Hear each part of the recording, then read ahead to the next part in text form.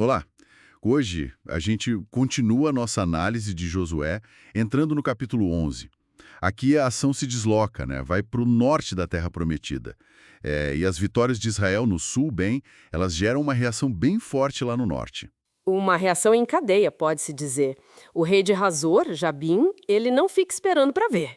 Ele age rápido e monta assim uma coalizão, nossa, enorme. É impressionante a lista, né? Reis das montanhas, do Vale do Jordão, lá perto do Mar da Galileia, da planície costeira, e não só cananeus. Tem amorreus, hititas, perezeus, jebuseus, até évios lá do pé do Monte Hermon. É muita gente. Exato, o texto descreve como numerosa como a areia que está na praia do mar. Uma hipérbole para mostrar a imensidão, né? E o poderio militar também.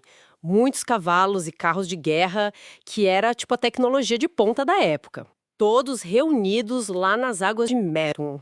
Dava medo só de olhar, imagino. Razor devia ser um centro de poder bem importante para conseguir juntar toda essa gente. Com certeza. Era uma demonstração de força para intimidar mesmo. A descrição serve para realçar o tamanho do desafio que Israel tinha pela frente. Quase como enfrentar um exército moderno só com infantaria. E aí, diante desse cenário todo, a gente podia esperar, sei lá, um pouco de receio, né? Mas a instrução de Deus para Josué é direta. Não tenha medo. A promessa é clara, no dia seguinte, todo aquele exército inimigo seria entregue derrotado. E junto com a promessa vem uma ordem militar bem curiosa, né? Muito, mandando jarretar os cavalos e queimar os carros de guerra que fossem capturados. Quer dizer, destruir os espolhos mais valiosos. Por quê? É um ponto-chave. Jarretar, cortar os tendões dos cavalos, inutilizava eles para a guerra. E queimar os carros, destruir o equipamento mais avançado. Uma interpretação forte é que isso era para evitar que Israel confiasse nesse poder militar que eles poderiam adquirir, sabe? Entendi. Para manter a dependência em Deus e não na força dos carros e carros inimigos. Faz sentido. Exato. A vitória e a segurança viriam da confiança em Deus, não da apropriação da tecnologia de guerra deles. E Josué, ele não perde tempo. Ataca de surpresa lá nas águas de Merão.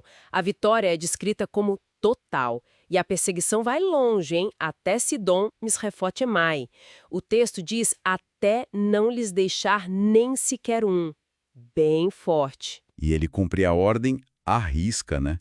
Os cavalos são jarretados, os carros queimados, obediência total ao que foi instruído. Isso. Aí, com essa coalizão gigante derrotada, o foco se volta para a cidade que liderou tudo, Hazor. Josué toma a cidade, mata o rei, e aí vem aquela parte difícil.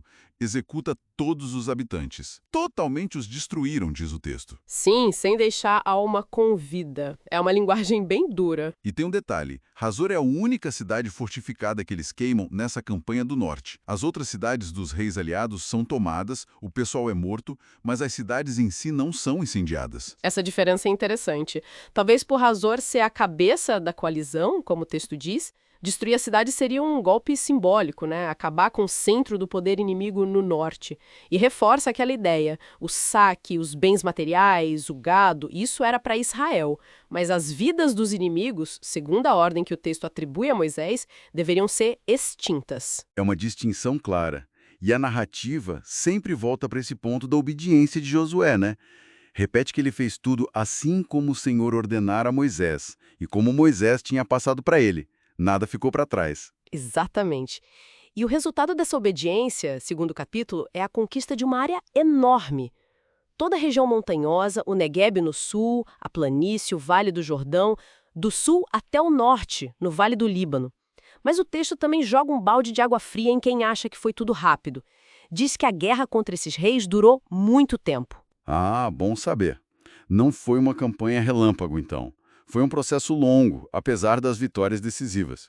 Isso. E tem mais um ponto teológico importante que o texto levanta. Tirando os gibeonitas, que fizeram paz antes, nenhuma outra cidade fez acordo com Israel. E o texto atribui isso a Deus. Como assim? Diz que foi o Senhor que endureceu o coração deles para saírem à guerra contra Israel. Para quê? Para que fossem totalmente destruídos, como o Senhor ordenara a Moisés. Nossa. É uma afirmação teológica bem forte sobre a soberania de Deus nos eventos, né? Até na resistência dos inimigos. É uma perspectiva que coloca Deus no controle total, guiando tudo para esse fim específico de destruição dos inimigos conforme a ordem. Para fechar essa parte da campanha, o capítulo ainda menciona uma ação contra os Anakim, aqueles gigantes, né? Nas montanhas de Hebron, Debir, Josué os derrota e destrói as cidades deles também.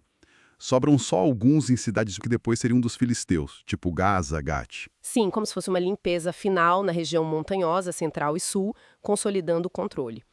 E aí o capítulo termina com essa imagem. Josué tomou toda esta terra, como Deus tinha mandado Moisés fazer, e começa a dividir a terra entre as tribos de Israel. Então, resumindo, o capítulo 11 mostra essa grande vitória sobre a coalizão do norte, a consolidação do controle israelita em uma área vasta. E tudo isso apresentado como resultado da obediência estrita às ordens divinas, incluindo as ordens de extermínio. Precisamente. A narrativa é muito clara em ligar a conquista militar à obediência a mandamentos específicos. É uma visão onde a guerra é sancionada e até comandada por Deus. E fica, assim, a reflexão, né? Como essa narrativa, com essa ênfase na obediência total e na conquista como cumprimento de ordem divina, moldou a identidade de Israel, a forma como eles se viam e entendiam sua relação com Deus e com a Terra Prometida, pelo menos como está registrado aqui na Bíblia.